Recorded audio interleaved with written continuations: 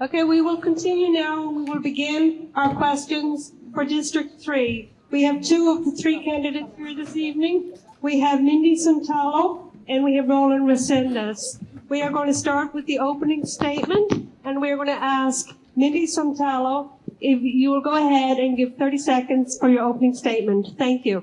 Hi, good evening. My name is Mindy Sotelo. You can look on my website, mindysotelo.com, for more information. But I was born and raised in San Benito County. My family's been in the county for 5 generations. The reason I'm running for the Board of Supervisors is because as a mother of 3, it is extremely important to me to stand up and advocate for our county.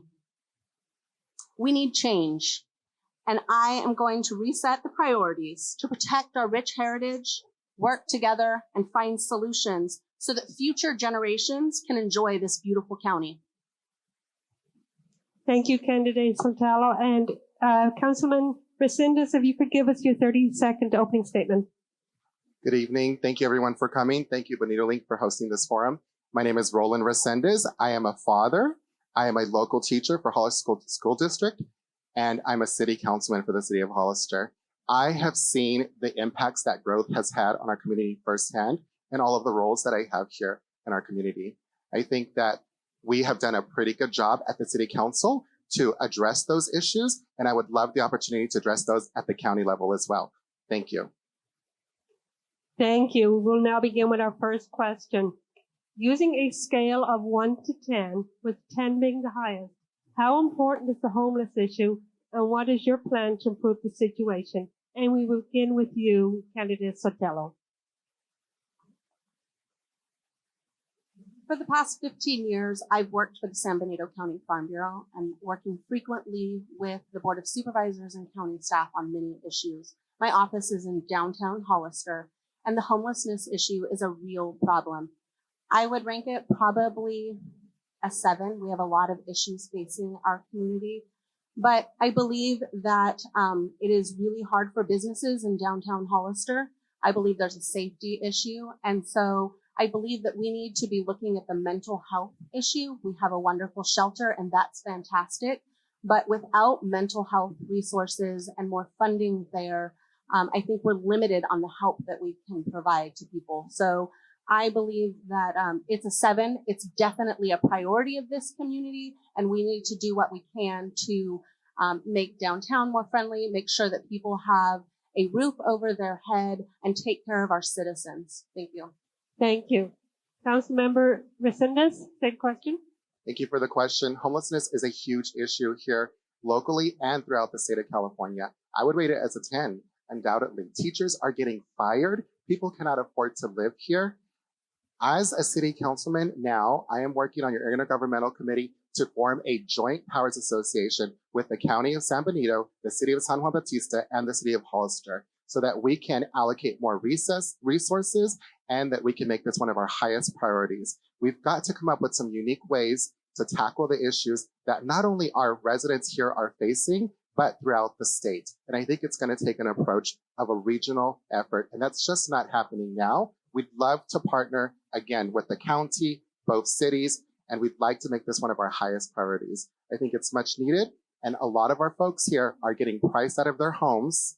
They are not able to afford to live here. Teachers are getting fired, and we don't have enough jobs to be able to sustain the house payments that are here. So that's something that we've got to look into, and we're going to make it one of our highest priorities. Thank you. Thank you. We're moving on to the next question. Protect San Benito is gathering the signatures for an initiative on major developments that would change the role of supervisors and the planning department. Are you opposed or in favor? And what will the impact be on the county?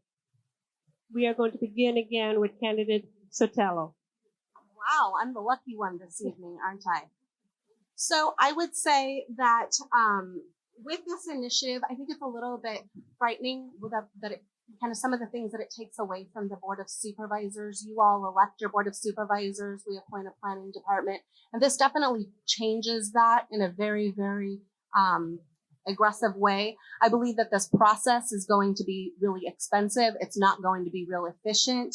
And it becomes a very cumbersome process that every single time there is any type of initiative or dealing with a growth of any sort or development, that every single time it's going to have to go before the voters. And so I just think that it's important that we elect the right supervisors, and that we're having people doing their due diligence on the planning commissions, and all of us working together. It's important to listen to our citizens and to be that true advocate. So I would want to have more discussions with the citizens in our community. Thank you. Thank you. Councilman Resendiz? Thank you for the question. This is something, and the initiative, I am 100% in support of. The initiative is called Let the Voters Decide. And the reason we have this initiative is because the past elected officials that we've had in our county have not done their due diligence, and they have not looked out for us. In fact, they're rezoning our agricultural land, and they're building thousands and thousands of homes throughout the county, more so than what the city is at this current rate. I do believe in democracy. I'm a fierce advocate of democracy. However, our democracy has failed us here locally. It's very easy to, let's say, buy off your 3 votes of the Board of Supervisors. Not so easy to convince the entire voting population to support your project and help you make millions and millions of dollars. If our Board of Supervisors did the job they were elected to do, our residents would not be organizing to get this initiative passed. I 100% support the initiative and our residents of San Benito County. There are some serious issues that we have to deal with, and that's why this initiative came to be. Thank you. Thank you. We will move now to the next question. We have heard of cases in which residents have had to wait several months for behavioral health services. How can services be improved? And we will begin this time with Councilman Resendiz. Thank you. In 2004 to 2007, I worked as a nurse for the San Benito County Behavioral Health. It was very, very humbling, and it was a very good experience for me. Mental health and all the issues that they're dealing with are very, very real. On top of that, we've got residents that are dealing with, again, homelessness, not having enough revenue to pay their bills. If, in fact, they are waiting months at a time, it's completely unacceptable. I would ask, why hasn't this been addressed during the time that we have our Board of Supervisors that are currently sitting there? I think that we need to think outside the box. We need to find more partners, and we need to fast track these needs. I worked as a crisis nurse. I've worked with caseworkers. I've administered medications at the jail, and I've done suicide watches over at the jail while I worked with the behavioral health.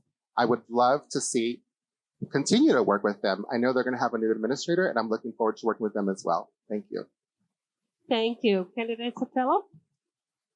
So behavioral health is an absolute priority. We have some real issues facing this community. We've got some real issues with substance abuse, homelessness. But I believe that we need to offer more programs, have more services. And the way that I believe that we get funding for that is that we start working with our state and federal representatives. There is grant monies, there's programs available, and we need to be doing what we can to capture those.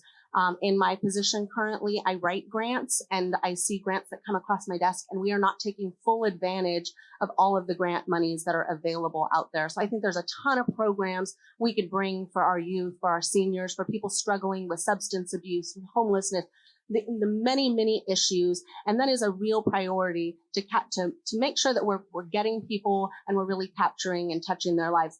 We have a huge problem with employee retention here. And so I think that, again, it's really important, especially in behavioral health, that there's consistent services, consistent people in those positions. And so I would be an advocate for that. Thank you. Thank you. That concludes the questions. So now we're going to start with closing statements. And again, Council Member Resendiz, you begin your closing statement, and you have 45 seconds. Thank you again to BenitoLink, everybody that's here in person and everybody watching from home, for attending this forum. My name is Rolan Resendiz. Again, I'm a current City Council representative. As your current City Council representative, we have done a study, and we found out that the developers were not paying nearly enough in impact fees to cover the cost of what they're doing to our community.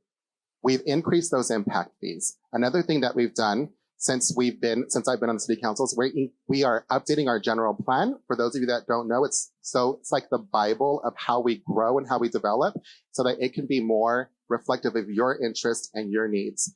Again, we've done a number of other things. I'd love to speak to you about it. Please reach out to me, and I look forward to representing you as your next county supervisor for District 3. Thank you. Thank you. Candidate Sotelo? So thank you to BenitoLink and to all of you in attendance this evening. I'm extremely proud of the endorsements that I've received thus far.